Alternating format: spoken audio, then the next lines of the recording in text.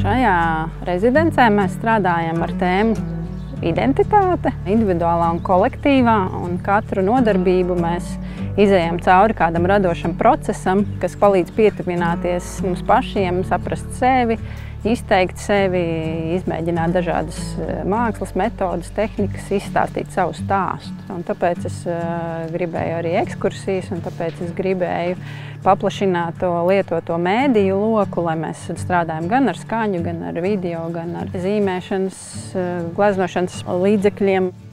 Šis bija ļoti radošs cikls, jo skolās parasti ir tās noteiktās tēmas, kurām jāiet ir cauri, un tad neko lieku nevar paņemt klāt. Un tad man liekas, ka ar Evu mums dod tādu brīvu izpausmi, ka mēs varam dot arī paši no sevis kaut ko. Es esmu tagad praktiski izpratusi to, ka māksla tiešām var būt absolūti jebkas, rasties no absolūti jebkā.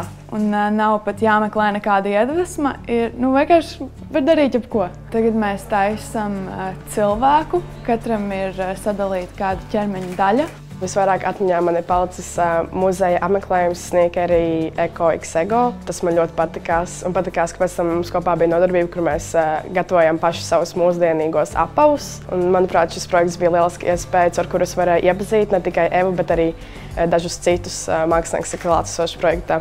Man nelikās, ka būs tik mierīgi laikam, jo no laikmatīgā māksla man likās kaut kas tāds šokējošs vairāk. Viņam bija ļoti atvērta, ļoti patika uzklausīt mūsu viedokli, kas bieži nav redzams pieaugušajos, tīpaši ar jauniešiem, tāpēc es mierīgi varēju ar viņu runāt par jebko, ka es varēju pateikt, man šis nepatīk, viņai būs tāds, ļoti labi, man prieks dzirdēt tavu viedokli. Es īsti nezināju, kas ir laikmatīgā māksla. Pa pusē varbūt tagad saprotu, bet man vismaz tagad ir interese tajā. Man patīk tā brīvā atmosfēra. Visvairāk ir jauki, nav neviens, kas skatās pāri plecam un kritizē, ko tu dari pareizi vai nepareizi. Varbūt ir ieteikumi, kā var to pašu lietu labāk izdarīt, bet tas viss. Man šķiet, ka tā ir tā sasaiste ar dzīvi. Pirmkārt, kad mazliet skolā ir tā sajūta, ko stāsta skolotājs, un kad ārpusē ir kaut kas cits, bet šeit ir mākslinieks pats nāk, un tad viņi saskata to sasaisti jau kopš pirmās reizes. Meitenes, man liekas, visemocionālāk nāca un stāstīja, ko viņas ir darījušas, un es redzēju, kad ir foršas emocijas. Katru reizi atšķirās, citreiz mēs zīmējam, mēs bijām ekskursijā pie Jelgavu.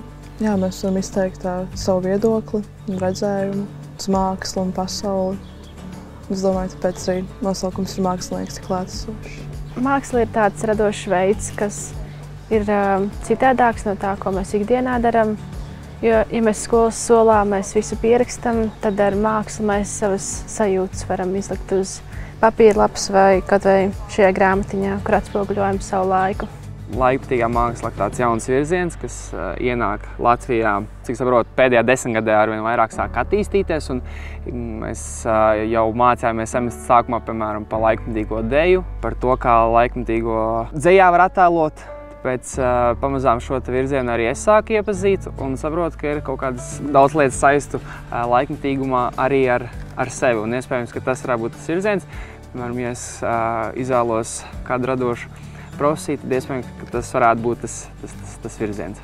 Tas skatījums uz tēmu, ko viņa atklāja, tā identitāte, var redzēt, ka viņai pašai ir tas jautājums ļoti svarīgs, un arī mūsu jauniešiem viņi ir nepārtrauktā tādā identitātes meklējumos. Tik tuvu pieiet pie laikmetīgās mākslas mums reāli pat nav tāda iespēja, ja? Un ka tev dzīves mākslinieks ir, kas to visu dara, es domāju, tā ir milzīga vērtība.